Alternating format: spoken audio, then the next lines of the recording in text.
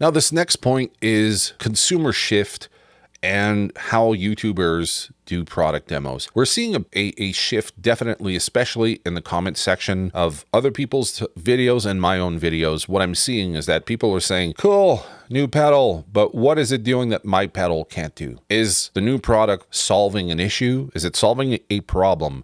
Or is it just same old, same old? People are saying, maybe I have enough. Maybe what I have suffice, and I don't need anything more than that, which is super responsible. It's good to be wary of buying stuff just for the sake of buying it because it's trendy.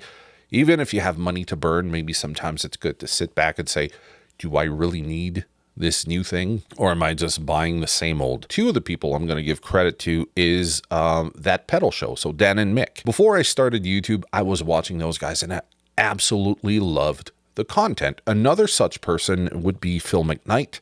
So those are kind of like the two models that I've loved for years, and I was trying to implement what these guys are doing into my channel because one, they're aware of what it's like to be a musician and acquiring a lot of gear. They also understand that sometimes people don't have all the money in the world to buy gear, which if you keep telling people you need to have a Dumble with a 59 Les Paul and a Klon to have a good tone, if you're saying that, you're setting some very unrealistic expectations. So by having people like them who are super knowledgeable, passing all this knowledge onto us, and even channels like JHS, you have a lot of worth in the content because they share a lot of knowledge. So if I come with a pedal and I'm promoting this new pedal and I don't tell you what the circuit is, now you have enough information between channels that are like them, that educate musicians, to say, what is it based on? And if I say, oh, it's based off a Rodent circuit, you go, okay, a Rat. I already have like 10 of those. Maybe I don't need this new one. Or if I do, I really need to be convinced that this new pedal is doing something that my other pedals aren't doing.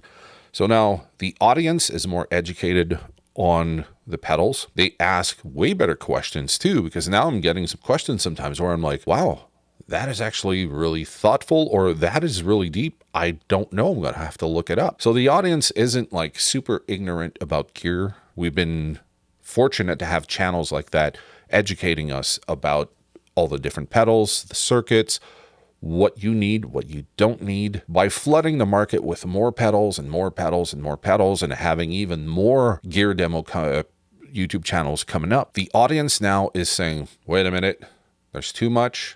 It's hard to focus on everything.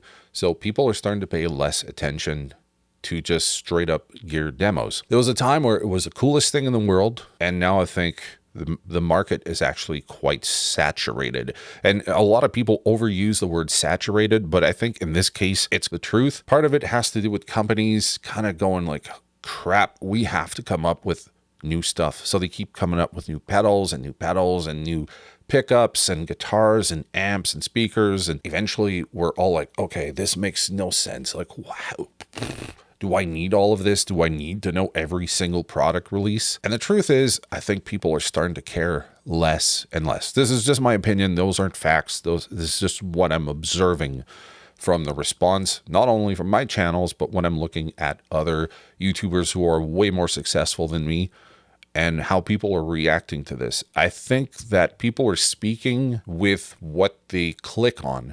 So they're voting for, instead of showing me the new product, how about you show me what I can do with what I already own? And I kind of started my channel that way back in 2018. And I got lost in the myriad of pedals that exist out there. And I was having fun doing pedal demos. But the truth is, I'm at a point now where I need to pivot. I need to change, and the content on this channel needs to be better and more in line with how people really feel about the market currently. And I'm doing this because my own stats say that it's kind of flatlined. It's not dead, but I'm not moving the needle anymore. So between what YouTube has done with the algorithm change, be it for better or worse, how the market is being impacted with inflation, tariffs, and just the cost of living for everybody, the whole planet over, I need to be doing shit differently.